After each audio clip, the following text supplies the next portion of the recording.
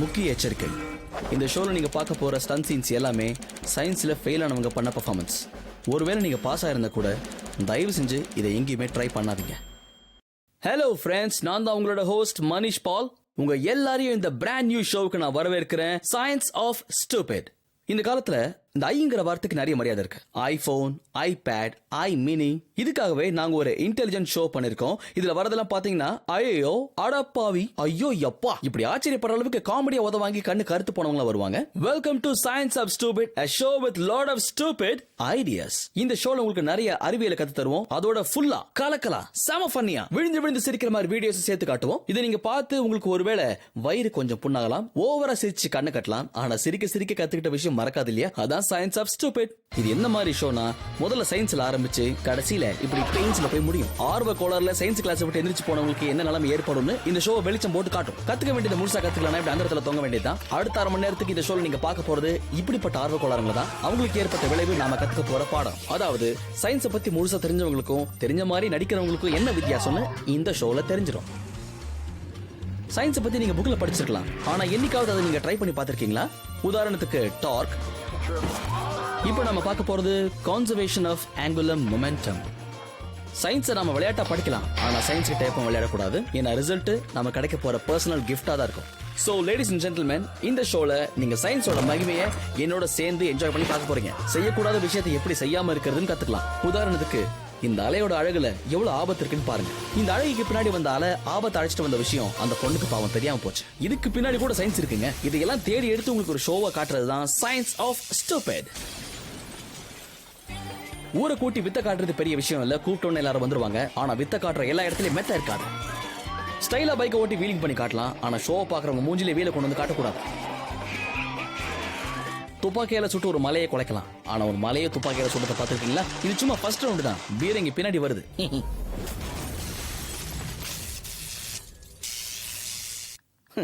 இந்த மேல இருந்து குதிக்கிறது யாருக்கு தான் பிடிக்காது? இல்ல, எனக்கு பிடிக்குங்க. நான் சூப்பரா குதிப்பேன். எல்லாரும் குதிக்கிறாங்க, நானும் குதிக்கிறேன்னு சொல்லி குதிச்சு மண்டையில இருக்க ஸ்க்ரூ கண்டிடுச்சுன்னா அனாவசியமா குடும்பத்தோட டாக்டர் வீட்டில் போய் குதிக்க வேண்டியிருக்கும். அது எதுக்கு நமக்கு? வேணாம்ல. வீடியோ பாருங்க.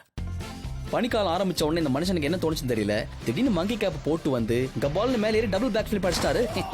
யாருக்கிட்ட பெட்டு கட்டினாரோ கண்ணா, பேக் ஃபிளிப்லயும் சயின்ஸ் இருக்கு கண்ணா. இதோ வெள்ளை டிஷர்ட்டை நம்பி கருப்பு டிஷர்ட் பேக் ஃபிளிப் அடிச்சலாம் நம்பிக்கையோட வந்திருக்காரு. குழந்தை நல்லா பிடிச்சிக்கோங்க சார். மூக்கு இன்னும் ஜப்பையாச்சு. ஒருவேளை இவன் நம்ம கேர்ள் ஃப்ரெண்டோட பழைய பாய் ஃப்ரெண்டா இருப்பானோ? அழிவாகிட்டியடா. நாம ஒரு விஷயத்தை கத்துக்கிறது பெரிய விஷயம் இல்ல, ஆனா விஷயம் தெரிஞ்சவங்க கிட்ட கத்துக்கிறது தான் பெருசு. இதோட கருத்து என்ன? பேக் ஃபிளிப் படிக்கணுங்கிற ஆசை இருந்தா ஒரே ஒரு வாட்டி இதை பாருங்க. அக்கறையில சொல்றேன், அடிச்சுட்டு பார்க்காதீங்க, பார்த்துட்டு அடிங்க. ட்ரைனிங் ரொம்ப முக்கியம். இது ஏதோ படத்துல வந்த ஸ்டன் சீனை நினைச்சுக்காதீங்க. டைவ் அடிக்கிறது சாதாரண விஷயம் இல்ல, டைவ் அடிக்கிறவரும் சாதாரண ஆள் இல்ல. பெர்ஃபெக்ட் பேக் ஃபிளிப்ல 2 முக்கியமான விஷயங்கள் இருக்கு. நிக்கிற இடத்துல இருந்து கரெக்டா பேலன்ஸ் பண்ணி ஸ்ட்ரெயிட்டா குதிக்கணும். இதுக்கு கை கால்களோட உதவிய நாம முழுமையா எடுத்துக்கணும். 2வது முக்கியமான விஷயம், இந்த மாதிரி சுழலணும். கவனிச்சிங்களா? அவர் சுழலும் போது 2 கையால அவர் முட்டி எப்படி பிடிச்சிக்கிட்டாரு பாத்தீங்களா? இதனால காத்துல உடம்பு முழுமையான சுழற்சியை பெறுது. புரிஞ்சுதா? இதுதான் law of conservation of angular momentum. இருங்க, அவசரப்பட்டு யாரும் குதிக்காதீங்க. நீங்க எல்லாம் கத்துக்கிட்டீங்கன்னு தெரியுது. விளையாட்டுக்கு கூட இதை செஞ்சு பார்க்காதீங்க. இந்நேரத்துக்கு இந்த மாதிரி ட்ரை பண்ணி அடிப்பட்டவங்களுக்கு கூட இந்த வீடியோவை பார்த்து அறிவு வந்திருக்கலாம். இப்போ இது எப்படி செய்யக்கூடாதுங்கிறது புரிய வைக்கிறதுக்காக இந்த பேக் ஃபிளிப்ல நாம தான் பெரிய ஆளு அப்படின்னு நினைச்சு பெல்ட் அடிச்சவங்களோட நிலைமையை பாருங்க. கவனிங்க. Start, jump. ஜம்ப் ஒழுங்கா பண்றதுக்கு முன்னாடி புஷ் பேக் வச்ச மாதிரி சாஞ்சா பல்லு எகிராம என்ன ஆகும்? குமாரு, உதிக்கிறதையும் சொல்றதையும் நீங்க ஒரே நேரத்துல பண்ணிட்டீங்க. 10க்கு 2 கையும் காத்து வாங்குது. முட்டி முட்டி. இந்த ஆசீர்வாதத்தை ஒரு குரு கிட்ட வாங்கிருக்கலாம். இப்போ அந்த பொண்ணு காலில் தான் விழணும். ஒரு ஸ்பைடர்மேன் செவுத்துல நிக்கிறாரு. இத பார்க்காம போனதுனால அந்த கண்ணிக்கு ஆபத்து. அலோ, எப்பா, பொண்ணு பாக்குற மாதிரி டைவடினா பொண்ணு மேலே டைவடிப்ப. சைக்கிள் ஓட்டுறது நம்ம எல்லாருக்குமே பிடிக்கும். ஓட்டிட்டு ஒழுங்கா வீடு வந்து சேர்ந்தா எல்லா அம்மாவுக்கும் பிடிக்கும். சைக்கிள் ஓட்டுறத படிப்படியா கத்துக்கணும்னு யாரோ சொன்னதை தப்பா புரிஞ்சுக்கிட்டு படிக்கட்டுல ஓட்டினா எப்படி? நான் சின்ன வயசுல ஒழுங்கா சைக்கிள் ஓட்டி கத்துக்கிட்டதுனாலதான் இப்ப இங்க நின்று பேசிக்கிட்டு இருக்கேன். நண்பா, சைக்கிளுக்கு பின்னாடியும் சயின்ஸ் இருக்குப்பா. அம்மா, எங்க இருக்கீங்கம்மா? எனக்கு வேலை கிடைச்சிச்சுமா. என்ன வேலை தெரியுமா? சைக்கிள்ல ஸ்டண்ட் காட்டுற வேலை. இனி சைக்கிள் ஸ்டாண்ட்ல டோக்கன் தான் கேட்கணும். இப்போ உங்க அத்தனை பேருக்குமே சைக்கிள் ஜம்பிங் பின்னாடி எவ்வளவு சயின்ஸ் இருக்குன்னு காட்ட போறேன். இதை பெர்ஃபார்ம் பண்ண போறது ப்ரொஃபஷனல் ஸ்டண்ட் பைக்கர்ஸ். இதை பார்த்தா நிச்சயமா உங்களோட மனசு அள்ளும், கை காலெல்லாம் தானா துள்ளும். அப்பா, என்ன ரைமிங்ல சான்ஸ் இல்ல. சூப்பர்ல. பாருங்க. இது ஒரு 60 அடி பைக் ஜம்ப். இதுல பைக்கர் லேண்ட் பண்ணும்போது 32.2 km/h ஸ்பீட்ல இறங்குவாங்க. உயரம் 6 அடியா இருந்தானே 60 அடியா இருந்தானே ஒரு அடி கூட வாங்காம தப்பிக்கிறவன் தான் திறமைசாலி. கண்ணா, இதுக்கு பின்னாடியும் சயின்ஸ் இருக்குமா? ஒவ்வொரு ஜம்ப்லயும் ஒரு சிமெட்ரிக்கல் பாத் இருக்கு. அதுக்கு பேர் தான் பெராமினா. நீங்க போற வேகம் உங்களை அப்படியே மேல கொண்டு போகும், ஆனா கிராவிட்டி அதே வேகத்துல உங்களை கீழே இழுக்கும். இதுக்கு பின்னாடி இருக்கிற சயின்ஸை இவங்க தெளிவா புரிஞ்சுக்கிட்டு பண்றதுனாலதான் இவங்களை நாம வித்தகர்கள்னு சொல்றோம். வந்த வேகத்திலே சைக்கிள் காத்துல பறக்கிறதுக்கு இந்த மேடுகள் 45 டிகிரிஸ்ல செய்யப்பட்டிருக்கும். இதுல ஒரு முக்கியமான சயின்ஸ் இருக்கு. இந்த ரேம்பை நீங்க ஹிட் பண்ணும் போதே கொஞ்சம் ஸ்பீடு இன்க்ரீஸ் பண்ணிக்கணும். ஸ்பீடு மட்டும்தான் விஷயம் தப்பா புரிஞ்சுட்டவங்களுக்கு என்ன ஆகும்? மேடம், சைக்கிளை விட்டு எங்க போறீங்க மேடம்? ஓ, அர்ஜென்ட்டா குளிக்க போனீங்களா? நீங்க எங்கேயோ முக்கியமா வெளியே போறீங்கன்னு நினைச்சேன். பைக் ஜம்பையும் சோமர்சால்ட்டையும் மிக்ஸ் பண்ணீங்க பாருங்க. இது நிச்சயமா யாருமே எதிர்பார்க்காத ட்விஸ்ட் தான். ஆஹா, உங்க பேர் பாடிக்கும் நீங்க ஓட்டுற ஸ்டைலும் பார்க்க பிரமாதமா இருக்கு.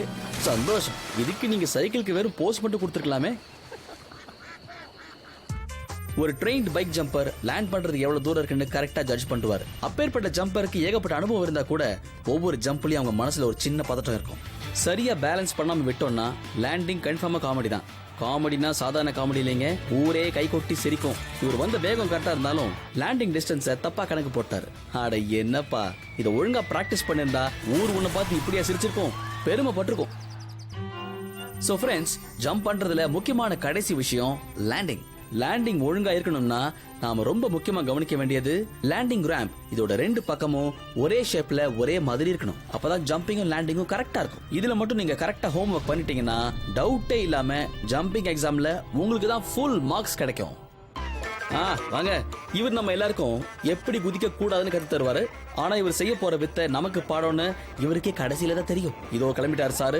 இவர் வர வேகத்தை மட்டும் பாருங்க. இதோ பிராக்டிஸ் இல்லாமல் குதித்து பல்லை கழட்டிக் கொள்வது எப்படி அப்படிங்கிற பாடத்தை நம்ம கூட சேர்ந்து இவரு கத்துக்கிட்டாரு. நாம பார்த்து கத்துக்கிட்டோம். சார் முட்டியை பேத்து கத்துக்கிட்டாரு. என்கிட்டயும் சைக்கிள் இருக்கு, கேட் திறந்திருக்கு, படிக்கேட் ஓபனா இருக்குன்னு குதிச்சா நீங்க பிரச்சனை தப்பிச்சதா அர்த்தம் இல்ல, அடுத்த பிரச்சனையில குதிச்சிட்டீங்கன்னு அர்த்தம். எனக்கு என்னவோ சாரை பார்த்தா ட்ரைனிங் கொடுக்க வந்த மாதிரி தெரியல. ஏதோ சின்ன பையன்கிட்ட சைக்கிள் ரவுண்ட் ஓட்டன்னு வாங்கிட்டு வந்து இங்க பார்க் பண்ண மாதிரி தெரியுது.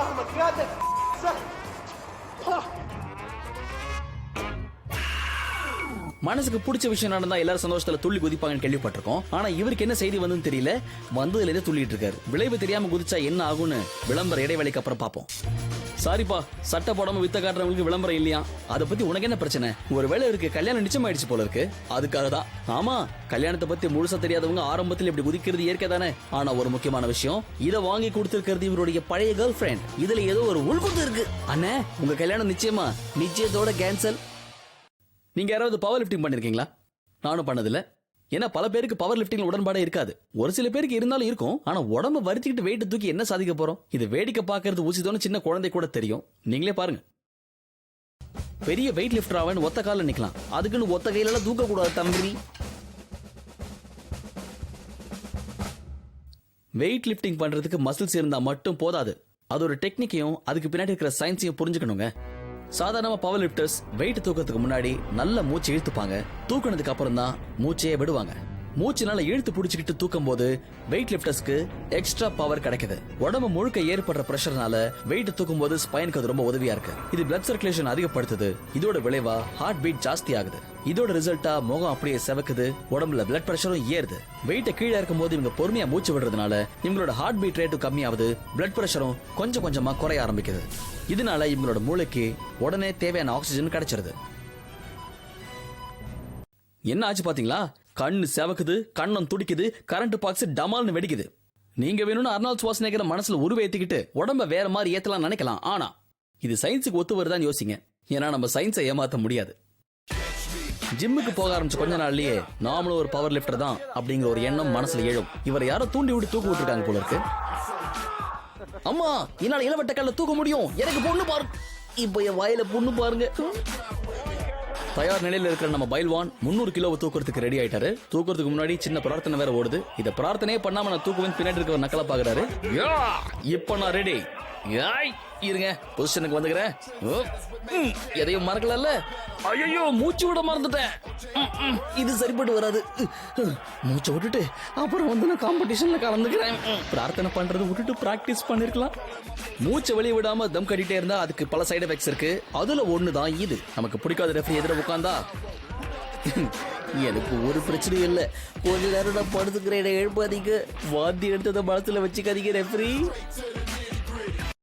இதுல ஒரு முக்கியமான விஷயத்தை கவனிச்சீங்கன்னா, வெயிட் லிஃப்ட் பண்ணும்போது மூச்சு விடாம இருந்தா ஏன் இந்த விளைவுகள்லாம் ஏற்படுது? அதான்ப்பா சயின்ஸ். அதை புரிஞ்சுக்காம பண்ணா இப்படிதான் நடக்கும். இதை எடுத்து சொல்லதானே நாங்க ஷோவே பண்றோம். கொஞ்சம் பயாலஜிக்கலா யோசிச்சு பாருங்க. வெயிட்டை தூக்கும் போது உங்க ஹார்ட்ல மட்டும் இல்ல, வயத்திலையும் பிரஷர் அதிகமாகுது. வயிற்றுல எந்த மசில்ஸும் இல்லாதனால இந்த பிரஷரை வயிறால தாங்க முடியாது. இப்படி வெயிட்டை தூக்கி நிற்கும் போது வயிற்றுல பிரஷர் ஜாஸ்தி ஆயிட்டே போகுது. இதோட விளைவா வயிற்றுல இருக்கிற உணவுப் பொருட்கள்லாம் உடனடியா வாய் வழியா வெளியேறிடுது. அந்த நேரத்துல உங்க எதிரியா இருந்தாலும் சரி, ரெஃப்ரியா இருந்தாலும் சரி. ஐயோ, இந்த வீடியோ ஏன்பா என்கிட்ட காமிச்சிங்க? இப்ப நான் எப்படி சாப்பிடுவேன்? இந்த பாடி பில்டர் தனக்கு பிடிக்காத பொருளை சாப்பிட்டாரு போல இருக்கு. அதை வலுக்கட்டாயமா வாய் வழியா வெளியெடுக்க இப்படி முயற்சி பண்றான்னு நினைக்காதீங்க. ஐயா, இது வாயா இல்ல வாட்டர் ஃபால்ஸா?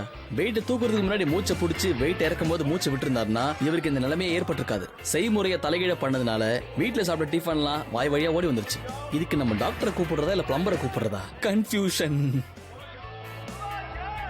இப்ப அடுத்து நம்ம பார்க்க போற வீடியோல வர போறது வேற யாரும் இல்ல, நம்ப முடியாத ஆட்கள் தான். வேண்டாத வேலையை வேண்டிட்டு வராங்க. இந்த மாதிரி ஆளுங்களை பார்த்தா டக்குனு ஒரு ஸ்க்ரூ டிரைவர் எடுத்து அவங்க மண்டியில் இருக்கிற ஸ்க்ரூவை டைட் பண்ணணும் தோணும். இந்த மாதிரி வேலை பண்றவங்களுக்கு ஒரு பேர் வேற இருக்கு, கார் ஜம்பர்ஸ். கார் ஜம்பிங் பண்றதுக்கு முக்கியமான விஷயம் மஸ்குலர் எனர்ஜி, டைமிங், அப்புறம் நியூட்டன் சாரோட லா ஆஃப் மோஷன் ஃபார்முலாவை சரியா செயல்படுத்த தெரியணும். இல்லன்னா தர்மாஸ்பத்திரியில முதல் பெட் நமக்கு தான். நிலைமை கவலைக்கிடமாயிடும். உங்க ஃப்ரெண்டோட காராவே இருந்தாலும் அதை நிக்கும் போது உடைக்க வேண்டியதானே? அது என்ன ஓடும் போது உடைப்ப நடம் பிடிக்கிறது? கைஸ், சீரியஸ்லி, கார் ஜம்பிங் சின்ன பசங்க விளையாட்டு இல்ல. ஏன்னா இதுல அடி கண்ணா பின்னான்னு விழும். அழகா ஒரு காரை கொண்டு வந்தோமா, ஃப்ரெண்டை கூட்டு போனோமா, ரவுண்ட் அடிச்சமான்னு இல்லாம இப்படி கோக்கமாக்கா யோசிச்சு எதுக்கு கை காலை உடச்சுக்கணும்ன்றேன். ஒரு கார் ஜம்பிங் ப்ரொஃபஷனல் இதை எவ்வளவு அழகா நீட்டா பண்ணாரு பாத்தீங்களா? நீங்க பாருங்க, ஜம்ப் பண்றதுக்கு முன்னாடி காலை தூக்குறதுக்கு கால் மசில்ஸுக்கு தேவை எலாஸ்டிக் எனர்ஜி. அப்போதான் இந்த மாதிரி கார் மேல முழுமையா ஏற முடியும். ரெண்டாவது முக்கியமான விஷயம், எப்போ கார்ல ஏறணுங்கிற டைமிங் ரொம்ப ரொம்ப ரொம்ப முக்கியம். ஏன்னா கால் வச்ச 3வது மில்லி செகண்ட்ல நம்ம கார் மேல ஏறி இருக்கணும். எப்படி பையனுக்கு எப்படி ட்ரைனிங் கொடுத்துருக்கேன் பாத்தீங்களா? 3வது முக்கியமான விஷயம், ஏறின மாதிரியே அழகா குதிக்க தெரியணும். இதுவும் கரெக்ட் டைமிங்ல இருக்கணும். அப்படி இல்லைன்னா உங்களை மட்டும் விட்டுட்டு காரு காலை மட்டும் கூட்டு போயிடும். சரியான டைமிங்ல ஜம்ப் பண்ணிட்டீங்கன்னா முழுசா வீடு போய் சேரலாம். நியூட்டனோட லா ஆஃப் மோஷன் படி எந்த ஒரு பொருளுக்கு எதிர்ப்பு சக்தி இல்லைன்னா அது பாட்டுக்கு சீரான வேகத்துல போய்கிட்டே இருக்கும். இது பார்க்கும்போது எவ்வளவு ஈஸியா இருக்குல்ல? உங்களுக்கு கூட தோணலாம், ஏன் இது என்னால முடியாதா? But it's not that easy. உங்களை மாதிரியே இதுக்கு முன்னாடி எத்தனையோ பேர் நினைச்சிருப்பாங்க இல்லையா? அவங்களுக்கு ஏற்பட்ட டேமேஜ்ல ஒரு வாட்டி பார்த்துட்டு அப்புறம் யோசிங்க, இதெல்லாம் ஒரு பெரிய விஷயமா, இதுக்கு போய் இவ்வளவு பில்டப் பண்றீங்க அப்படின்னு நினைச்சவரு இந்த வித்தியை ட்ரை பண்ணிருக்காரு. சொந்த கார் தானே, நமக்கு சோகத்தை ஏற்படுத்தாதுன்னு நினைச்சிட்டாரு போல இருக்கு. ஆனா சயின்ஸை ஒழுங்கா புரிஞ்சுக்கலன்னா காரா இருந்தா என்ன, யாரா இருந்தா என்ன, இதை பார்த்ததுக்கு அப்புறமாவது இந்த மாதிரி ரிஸ்க யாரும் எடுக்க மாட்டீங்கன்னு நினைக்கிறேன். ஏப்பா தம்பி, கார்ல ஏறி போலாம், கார் மேல ஏறி போலாமா? நல்ல வேலை யாரும் பார்க்கல, ஒரே ஒரு கேமராவை தவிர. சயின்ஸ் தெரியாத இன்னொருத்தர் விழுந்தாரு பாருங்க. இதோ இந்த ஸ்டண்ட்டை பேண்ட் விளம்பரது கூட யாரும் எடுத்துக்காதீங்க. அடடா, மறுபடியும் இன்னொருத்தரா? கேர்ள்ஸ் முன்னாடி கெத்து காட்டலாம்னு சொல்லிட்டு எதுக்கு இப்படி வெத்தாவானே? இவர் காட்ட போற சீனை வேடிக்கை பார்க்க வந்த பாவத்துக்கு கூட வந்தவரையும் தூக்கிட்டு போச்சு காரு. விண்ட்ஷீல்டே நொறுங்கி போச்சு. அப்போ ஒரு மண்டை. இப்ப புரியுதா இந்த ஜம்பிங் நான் எதுக்கு வேண்டாம்னு சொல்றோன்னு? ப்ளீஸ் இதெல்லாம் ட்ரை பண்ணாம இருங்க. அழகா லட்சணமா இருக்கிற மூஞ்சிய எதுக்காக தார்ல வச்சு தேய்க்கணும்னு ஆசைப்படுறீங்க? பல்லு போச்சுன்னா பார்க்க சகிக்குமா? இந்த வெடிகுண்டு, கன்ஸ், துப்பாக்கி, தோட்டா இதெல்லாம் ரொம்ப ஆபத்தான விஷயம். சில நேரங்கள்ல குண்டடி வாங்கினவங்களை விட துப்பாக்கியில சுட்டவங்களுக்கு செம்ம அடி விழுந்திருக்கு. ஏன்னா துப்பாக்கியில சுடும் போது ஒரு ஜர்க் ஏற்படும். அதுக்கு பேர் தான் ரீகாயில். அந்த காயிலை பத்தி தெரியாதவங்க துப்பாக்கி எடுத்து சுட்டாங்கன்னா மூஞ்சி பாயில் தான். இதோ இந்த கமாண்டோஸ் மாதிரி. இவங்க வாழ்க்கையில முதல் முறையா கன்னை ஹேண்டில் பண்றாங்கன்னு பார்த்தாலே தெரியுது. ரீகாயில் எப்படி மெஷர் பண்றாங்கன்னா, 1 பவுண்ட் அதாவது 450 கிராம் வெயிட்ட ஒரு அடிக்கு நகர்த்தக்கூடிய சக்தி ரீகாயில்ல உருவாகும். இந்த ஹெவி கேலிபர் ஆட்டோமேட்டிக் கன் ஒவ்வொரு ஷாட்லயும் 25 பவுண்ட் ரீகாயில உருவாக்குது. ஷார்ட் கன்ல இதோட சக்தி 2 மடங்கு அதிகரிக்குது. அவசரப்பட்டு சுட்டதுல குண்டடி பட்டுருச்சு, கண்ணுக்கு ஏதாவது ஆச்சா? இப்ப புரிஞ்சுதா உங்களுக்கு? இந்த துப்பாக்கி விஷயம்னு வரும்போது குண்டடி பண்றவங்கள மாதிரியே கன்னை ஹேண்டில் பண்றவங்களுக்கும் ஏகப்பட்ட பிரச்சனை வருங்கிறதா பாயிண்ட். அதுலயும் ஸ்பெஷலா சத்து இல்லாதவங்க கன்னை தூக்கிட்டு சுட நின்னாங்கன்னா அன்றைய காமெடி அவங்க தான். அதை யாரும் தடுக்க முடியாது. நான் சொல்றது புரிஞ்சுக்கிட்டீங்கன்னா உங்களுக்கு நல்லது. அப்புறம் சிரிச்சுக்கிட்டே சிந்திக்க செஞ்சீங்கன்னா நல்லது. இந்த பேரல் கன்ல சுடும்போது அந்த ஷாட் 900 மைல்ஸ் பர் ஹவர்ல வெளியேறும். அந்த ஷாட்டோட இம்பாக்ட் ஷூட்டரோட தோல் பட்டைய தாக்கும். அதை தாங்கிறதுக்கு நாம தயாரா இருக்கணும். இதுதான் நியூட்டன் சாரோட 3வது விதியான லா ஆஃப் மோஷனுக்கு சரியான எடுத்துக்காட்டு. ஒவ்வொரு செயலுக்கும் அதுக்கு இணையான எதிர்வினை இருக்கும். சோ ரீகாயிலால தள்ளப்படாம இருக்கிறதுக்கு ஷூட்டர் ஒரு சரியான பொசிஷன்ல தன்னை நிறுத்திக்கணும். சுடும்போது கொஞ்சம் முன்பக்கமா உடம்ப சாட்சி நிக்கணும். அப்பதான் ரீகாயில் ஆகும்போது ஷூட்டர் நில குலைஞ்சு விழாம இருப்பாரு. ஷூட்டர் தன்னோட பாதுகாப்புக்காக தான் துப்பாக்கியில இறுக்கமா புடிச்சுக்கிட்டு ஷோல்டர் கிட்ட வச்சுக்கிறாரு. அப்பதான் நினைச்ச மாதிரி சுட முடியும். கேட்கறதுக்கும் பாக்குறதுக்கும் எவ்வளவு வித்தியாசம் இருக்குல்ல. ஆனா சில மேதாவிங்க இது ரொம்ப சாதாரணமா பண்ணிடலாம் நினைக்கிறாங்க. ஏன்னா இது அவங்களுக்கு ஈஸின்னு ஒரு நினைப்பு. இப்படி நினைக்கிறவங்களோட தலையெழுத்தை மாத்துறது ரொம்ப கஷ்டம். இவருக்கு படிச்சு படிச்சு சொன்னேன், துப்பாக்கிய கையால சுடுங்க, மூக்கால சுடாதீங்க. இந்த 12 gauge shotgun 50 feet pound of எனர்ஜியை கிரியேட் பண்ணக்கூடியது. இனிமே உங்க வீட்டுல எவ்வளவு கேவலமா சமையல் பண்ணாலும் சரி உங்களுக்கு தெரியாது. ஏன்னா மூக்கு இருந்தா தானே. இவர் ஏதோ திட்டம் போட்டு இந்த துப்பாக்கி இந்த அம்மா கையில கொடுத்திருக்காரு. பாத்தீங்களா, நிக்க வச்சு நைசா பின்னாடி போயிட்டாரு. இது தெரியாம அக்கா தனியா சொல்றாங்க. என்ன இது, சுட்டா குண்டு தானே பறக்கணும், துப்பாக்கியே சேர்ந்து பறக்குது. அனாவசியமா உங்க வீட்டுக்காரர் போட்டு திட்டத்தை இப்படி தகர்த்துட்டீங்களே. எல்லாரும் தள்ளி போங்க. துப்பாக்கியால சுட்டு ஒருவேளை ஒரு மலை குழையலாம். ஒரு மலையை துப்பாக்கி எடுத்து சுடுறத பாத்துருக்கீங்களா? ஒரிஜினல் துப்பாக்கி தீபாவளி துப்பாக்கி மாதிரி சுடுறாரு பாருங்க. நண்பர்கள் இங்க பாருங்க, இப்ப நமக்காக இவரு சென்டர் ரைஃபிள் கன் எடுத்து சுடுறதுக்காக காத்திருக்காரு. இந்த குண்டோட சைஸ் 1 இன்ச் இருக்கும். பெரிய ரைஃபிளுங்கிறதுனால அடியும் பலமாக தான் விழும். அதனால அவங்கள தயார் பண்ணிக்கிறாங்க. இவருக்கு நேரம் நல்லா இருக்கு போல இருக்கு. அவரு தான் சுட்டாருன்னு அவருக்கே சந்தேகம் வந்துருச்சு. முக்கியமான விஷயம், ரீகாயில தப்பிக்கணும்னா கொஞ்சம் முன்பக்கமா சாஞ்ச மாதிரி உட்காரணும். இதோட ரீகாயில் பவர் 227 பவுண்ட்ஸ். ஒரு பவர்ஃபுல் ஷார்ட் கன்னை விட 5 மடங்கு சக்தி வாய்ந்தது. பரவாயில்லையே. இதில் 3வது முக்கியமான ரோல், சுடும்போது துப்பாக்கி உங்களோட தோள்பட்டைக்கு நெருக்கமாக தான் இருக்கணும்.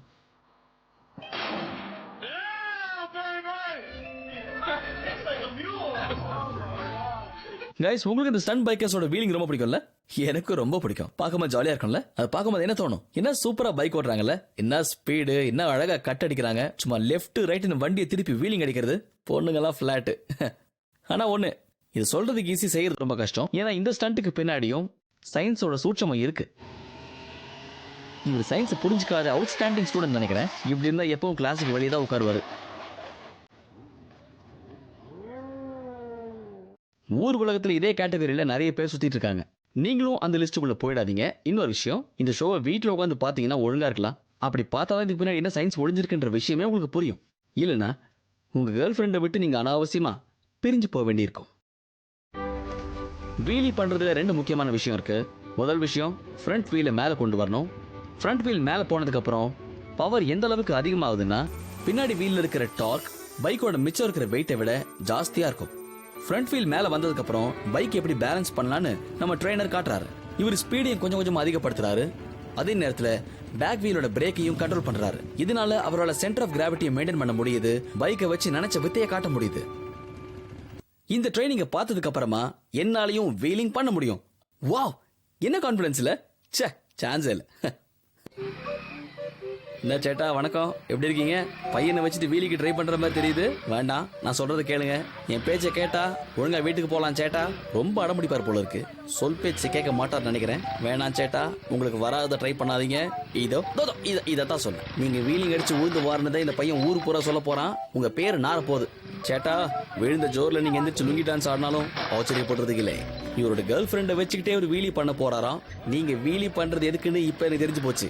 உங்களுக்கு பைக் ஓட்ட தெரியுன்றதுக்காக பாவம் இவங்களை எதுக்கு நீங்க வார விட்டீங்க? உங்களை நம்பி பைக்ல உட்கார்ந்தவங்களை இப்படி பல்ட்டி அடிக்க விடலாமா? இது நியாய தர்மமா? இப்படி நிறுத்தாம போறீங்களே. இப்ப நாம பார்க்க போறது, இங்க இருக்கிற அத்தனை பேர் அசந்து போற மாதிரி ஒரு பயங்கரமான வீலி. இந்த ஹீரோ காட்டு போற வீலியை பார்க்க தான் இந்த ஊரே இங்க கூடி நிக்குது. ஸ்டைல வீலி பண்ணி ஒரு கையை விட்டு சூப்பரா ஓடிட்டு இருக்காரு. எல்லா வாட்டியும் வீலி ஒழுங்கா வரும்னு சொல்ல முடியாது. இவருக்கு பிரச்சனை ஏற்பட போறது சென்டர் ஆஃப் கிராவிட்டில. ஸ்டைலா பைக்கை ஓட்டி வீலிங் பண்ணி காட்டலாம். ஆனா ஷோ பாக்குறவங்க மூஞ்சிலே வீலை கொண்டு வந்து காட்டக்கூடாது. உங்க பித்தையை காட்ட வந்தவங்களை இப்படி மொத்தமாவ தள்ளி விடுறது.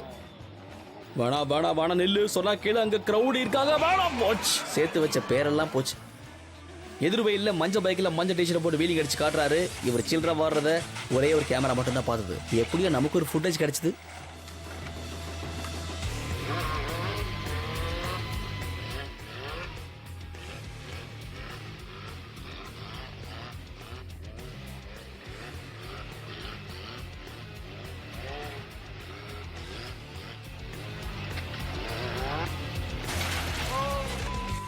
வாங்க வாங்க, நம்ம சாம்பியன் எங்க தப்பு பண்ணாருன்னு இப்ப நம்ம பார்க்கலாம்.